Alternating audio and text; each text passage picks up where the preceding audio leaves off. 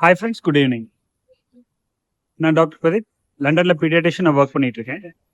இன்னைக்கு நம்ம பார்க்க போகிற டாபிக் என்னன்னு கேட்டிங்கன்னா குரூப். ஓகே, குரூப் பற்றி எல்லாருக்கும் தெரியும், ஈஸியாக மேனேஜ் பண்ணுற கேஸ். பீடியாட்ரிஷியன்ஸ் வந்து காமனாகவே மேனேஜ் பண்ணியிருப்பாங்க. So it is cause by virus, parainfluenza virus.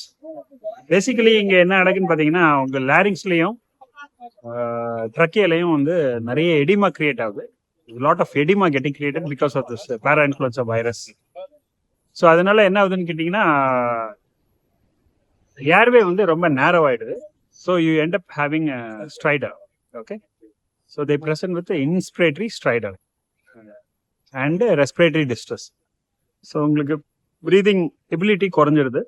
So child is in respiratory distress with inspiratory stridor and barking cough. So இதான் வந்து ப்ரெசன்டேஷன். ஸோ இதுக்கு காரணம் என்ன? Airway edema. ஓகே, ஸோ இதில் சிவியாரிட்டி பொறுத்து நம்மளோட ட்ரீட்மெண்ட் வந்து மாறப்போகுது.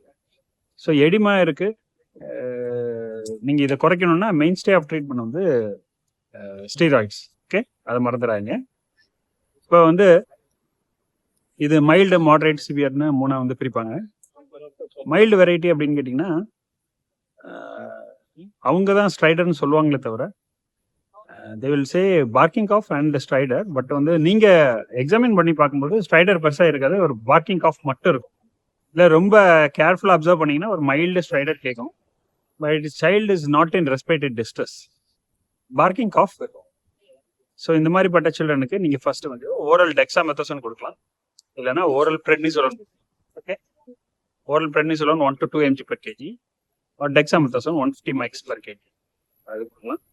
3 days இது கண்டினியூஸாக நீங்கள் கொடுக்குற மாதிரி இருக்கும். அதோட ட்ரீட்மெண்ட் அதோடய முடிஞ்சது, ஈஸியாக வந்து ரெக்டிஃபை ஆகிடும் ப்ராப்ளம்.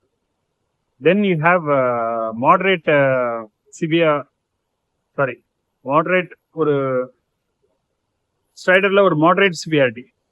இது எப்படின்னு கேட்டிங்கன்னா, here there is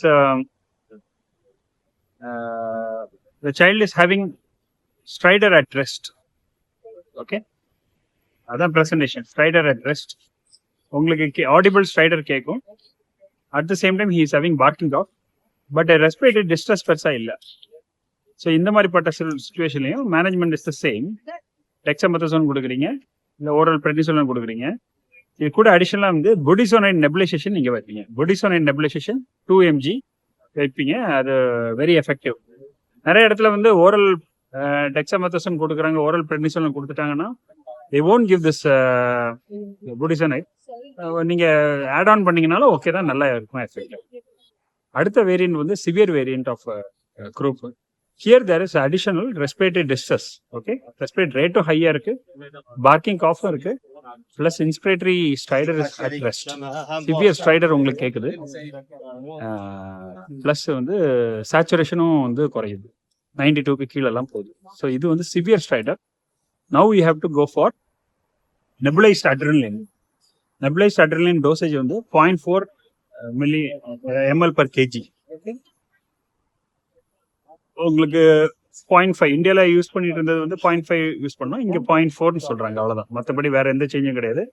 அட்ரிலின் வந்து அன்டைல்யூட்டட் அட்ரிலின், அதாவது அதோட கான்சன்ட்ரேஷன் வந்து 1:1000, 0.4 ml per kg of adrenaline வந்து யூஸ் பண்ணுறோம்.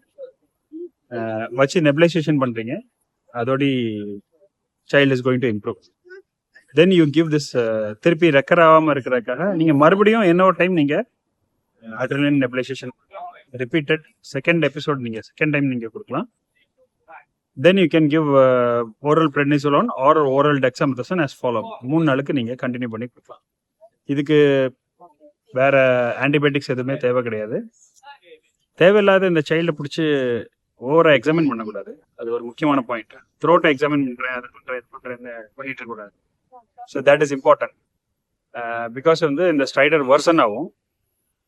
ஸோ சிவியர் கண்டிஷன்ஸில், சிவியர் ரெஸ்பிரேட்டரி டிஸ்ட்ரெஸ் இருக்குது, சிவியர் ஸ்ட்ரைடர் இருக்குன்னா you have to call the anaesthetist. அவங்கள கூப்பிட்டு வச்சிங்க ஒரு சேஃப்டிக்கு. அதுக்கப்புறம் அவ்வளோதான், பேசிக்கலி இவ்வளோதான் மேனேஜ்மெண்ட். உங்களுக்கு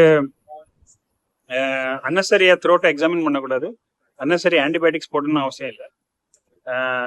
ஆக்சிஜன் தேவைப்பட்டால் கொடுங்க, ரொம்ப ஃபோர்ஸ் பண்ணலாம். சேச்சுரேஷன் ட்ராப் ஆகுதுன்னா மட்டும் நீங்கள் ஹை ஃப்ளோ ஆக்சிஜன் மாஸ்கில் கொடுக்கலாம். பட் சேச்சுரேஷன் ஓரளவு மெயின்டைன் ஆகிட்டு இருக்குன்னா நீங்கள் அவங்களுக்கு ஃபோர்ஸ் பண்ணி ஆக்சிஜன் மாஸ்க் வைக்கணும்னு அவசியம் இல்லை. ஸோ இந்த மாதிரி எக்ஸ்டர்னல் ட்ரிகர்ஸை வந்து அவாய்ட் பண்ணணும். எக்ஸ்ரேலாம் எடுக்கக்கூடாது.